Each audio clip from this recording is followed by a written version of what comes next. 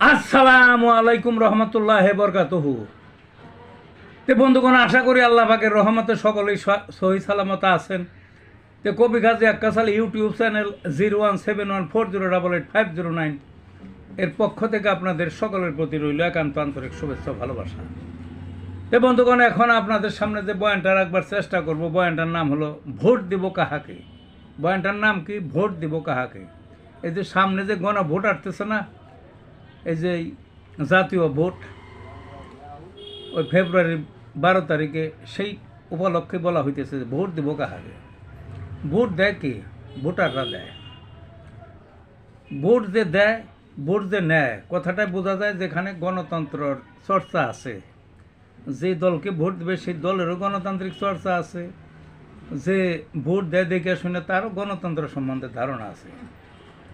এখন আমাদের দেশে দেখবেন কি দেখবেন, দেখবেন যে গণতান্ত্রিক দলই তো নাই, ওই চিটা ফোটা দুই একটা আছে। এখন বঙ্গবন্ধুর যে দলটা আওয়ামী লীগ, সেইটাই হলো সবচেয়ে বড় দল।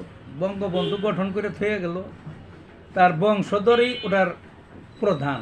হে যা কয় তাই হয়। এটা তো গণতান্ত্রিক দল বলা যাবে না।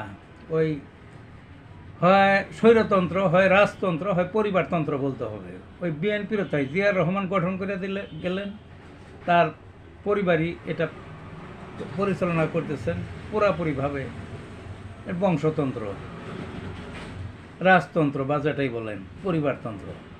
এর সাথে এক দল গঠন করে গেলেন, ওই একই অবস্থা। ওই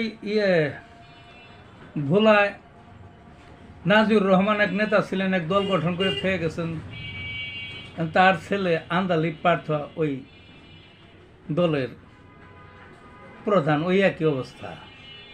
ওই মামুনুর রশিদ এক দল গঠন করে থেকে গেছেন।